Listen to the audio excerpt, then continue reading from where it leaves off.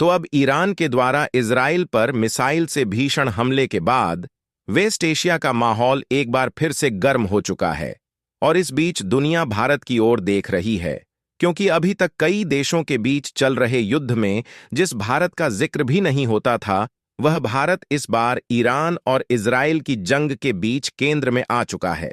और ईरान मदद के लिए भारत की गुहार लगा रहा है कि भारत किसी न किसी तरीके से ईरान की मदद करे, क्योंकि ईरान ने एक साथ 180 से भी ज्यादा मिसाइल से इजराइल पर एक साथ अटैक तो कर दिया है, लेकिन इसके बाद इजराइल भी शांत नहीं बैठने वाला और उन्होंने सीधा ईरान को धमकी दिया है कि वह इसके जवाबी हमले के लिए तैयार रहे। और ईरान को इसमें डर है कि कहीं इजराइल परमाणु बम से हमला न कर दे, इसलिए ईरान भारत से मदद की गुहार लगा रहा है। फिलहाल भारत ने कुछ मामलों में तो पहली बार ईरान और इजराइल को लेकर एडवाइजरी जारी की है, लेकिन दूसरी तरफ भारत के लिए भी एक नई मुसीबत खड़ी हो गई है, क्योंकि भारत की जो एनर्जी सिक्योरिटी है वह पूरी तरीके से खतरे में आ चुकी है। और तो और मिडिल ईस्ट में तनाव पैदा होने के कारण व्यापारिक रिश्ते में भारतीय कार्यबल के लिए बहुत बड़ा खतरा पैदा हो गया है। यहां तक कि मिडिल ईस्ट में जो भारत का फ्री ट्रेड एग्रीमेंट है उस पर भी नई आफत टूट पड़ी है, जिससे भारत जल्द ही कोई ना कोई कदम उठाने पर मजबूर हो सकता है। इस वीडियो में विस्तार से समझेंगे कि ईरान और इजराइल के बीच नए युद्ध के मोड़ पर भारत किस तरीके से अटक रहा है, और साथ ही यह भी आपको बताने वाले हैं कि भारत पर कौन सी नई मुसीबत टूट पड़ी है और इससे भारत किस तरीके से निपटे। लेकिन आगे बढ़ने से पहले इस वीडियो को एक लाइक करके चैनल को सब्सक्राइब जरूर कर लीजिए, क्योंकि यह आपके लिए 1 सेकंड का काम है, लेकिन इससे हमारी काफी बड़ी मदद होती है। दरअसल रशिया यूक्रेन का युद्ध तो एक तरफ चल ही रहा है, जिसे लगभग 3 साल पूरे होने को है। हालांकि भारत अपनी कूटनीति और जियोपॉलिटिक्स को अच्छे तरीके से इस्तेमाल करना जानता है, इसलिए ऐसे समय में भी जब दुनिया के बड़े बड़े देशों की अर्थव्यवस्था कमजोर होने लगी, तब भी भारत अपनी अर्थव्यवस्था मजबूत तरीके से कंट्रोल किए हुए हैं। और पिछले 2-2.5 सालों में अगर किसी देश की सबसे तेज बढ़ने वाली अर्थव्यवस्था है तो वह है भारत की। और आज भी भारत की जीडीपी रफ्तार दुनिया के सभी देशों से आगे है, क्योंकि भारत ने यहां पर एनर्जी सेक्टर को सिक्योर करने पर फोकस किया, जिसमें भारत ने अमेरिकी प्रतिबंधों के बावजूद भी दिमाग लगाया और डॉलर की बजाय सीधे रुपए में पेमेंट करके रूस से सस्ते प्राइस में तेल खरीदना शुरू कर दिया। और जब भारत को सस्ते दामों में कच्चा तेल मिलने लगा तो हमने उसे रिफाइन करके डीजल और पेट्रोल जैसे उपयोगी फ्यूल में कन्वर्ट किया, यानी कि एक तरीके से हमने डीजल और पेट्रोल जैसे फ्यूल को वैश्विक व्यापार से सस्ता बना लिया। और इसी के कारण ट्रांसपोर्टेशन लागत कम हो गई, जिससे हमारे व्यापार में कोई भी दिक्कत नहीं आई और हमने अपने सामानों को इंपोर्ट और एक्सपोर्ट आसानी से किया, यानी कि भारत का व्यापार डिस्टर्ब नहीं हुआ, जिससे रशिया यूक्रेन के युद्ध का तो भारत की इकोनॉमी पर कोई भी खास फर्क नहीं पड़ा। लेकिन अब ईरान और इजराइल के बीच भीषण युद्ध के कारण भारत की अर्थव्यवस्था के लिए भी नया मोड़ खड़ा हो चुका है। दरअसल पिछले साल अक्टूबर महीने में इजराइल और फिलिस्तीन के बीच शुरू हुई जंग में सबसे पहले लेबनान शामिल हुआ। उसके बाद ईरान का जो इस्लामी संगठन हिजबुल्लाह है वह भी इजराइल के ऊपर टूट पड़ा।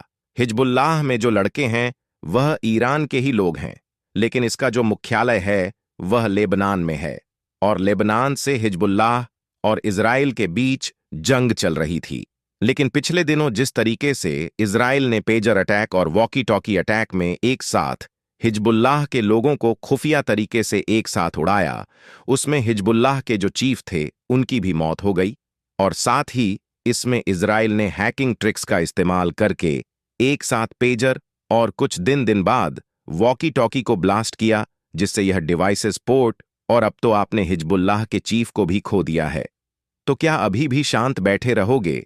यानी कि इजराइल ने जब इस तरीके से ईरान पर कयास लगाए तो इसके बाद ईरान फुल पावर में आ गया और पिछले दिन 2 अक्टूबर को अचानक 180 से भी ज्यादा बैलिस्टिक मिसाइल से इजराइल पर एक साथ अटैक कर दिया। इसे समझने के लिए सबसे पहले आप इस मैप पर नजर डालिए। यह है हमारा भारत और समुद्री रास्ते उत्तरी पश्चिमी दिशा में पर यहां मौजूद है ईरान। उसके बाद आप इस दूसरे वाले मैप पर नजर डालिए। ये जो राइट साइड में रेड कलर वाला पार्ट दिख रहा है, ये है ईरान, और लेफ्ट साइड में जो छोटा सा रेड कलर वाला एरिया है, यही है इजराइल। यहां पर लेबनान और गाजा को भी आप येलो कलर में देख सकते हैं। यानी कि ईरान ने पिछले दिन जब एक साथ 180 मिसाइल को यहां से इजराइल के लिए छोड़ा, तो वह मिसाइल इराक के ऊपर से होती हुई इजराइल तक पहुंची, जिसमें से कुछ मिसाइल जॉर्डन वाले इलाके में ही फायर हो गई। फिर भी लगभग 90 पर तक मिसाइल इजराइल के सटीक टारगेट पर पहुंची। फिलहाल उनमें से भी एयर डिफेंस सिस्टम ने कई मिसाइल्स को डिस्ट्रॉय कर दिया, लेकिन उसके बावजूद भी कई मिसाइल सीधा इजराइल पहुंच गई, जिसे आप वीडियो फुटेज में साफ साफ देख सकते हैं। आपको बता दें कि मैप में इजराइल भले ही छोटा सा देश दिख रहा है, लेकिन इसके पास डिफेंस हथियारों की कोई कमी नहीं है। इसलिए अब इजराइल ने पलटवार के लिए जिस तरीके से ईरान को धमकी दिया, उससे इन्हें डर लग रहा है कहीं इजराइल ईरान पर परमाणु बम से अटैक ना कर दे। और यहीं पर बीच में आता है भारत। क्योंकि ईरान को इजराइल से डर लग रहा है, तो भारत से मदद की गुहार लगा रहे हैं। ऐसा इसलिए क्योंकि इजराइल के साथ भी भारत के रिलेशन काफी अच्छे हैं, और ईरान के साथ भी। यानी कि भारत ही एक ऐसा देश है जो कि दोनों देशों के बीच युद्ध शांति की बात कर सकता है, लेकिन यह उतना भी आसान नहीं है। हालांकि अभी तो भारत ने इंडियन लोगों के बचाव के लिए एडवाइजरी जारी किया है, और भारत आगे चलकर कोई बड़ा कदम उठा सकता है। लेकिन यहां पर इन दोनों देशों में मचे युद्ध के कारण भारत की इकोनॉमी पर एक नया मोड़ खड़ा हो चुका है। सबसे पहली बात तो यह है कि ईरान, जो कि विश्व में कच्चे तेल का एक बहुत बड़ा सप्लायर है, इनके द्वारा एनर्जी की सप्लाई डिस्टर्ब हो चुकी है, और क्रूड ऑयल के दाम तेजी के साथ बढ़ना शुरू हो चुके हैं, जिसका इनडायरेक्टली इफेक्ट भारत पर भी देखने को मिल सकता है। और हमारे लिए दूसरी सबसे बड़ी बात यह है कि भारत का जो व्यापार है, वह यूरोप से लेकर सभी मिडिल ईस्ट देशों में होता है। यानी कि इन देशों में हम अपने सामान को इंपोर्ट और एक्सपोर्ट करते हैं, जिनमें से ज्यादातर समुद्री रास्ते, शिपिंग ट्रांसपोर्टेशन का उपयोग किया जाता है। लेकिन अब इस तनाव के कारण ऊथ विद्रोहियों के द्वारा जहाजों पर अटैक होने का खतरा बढ़ गया है।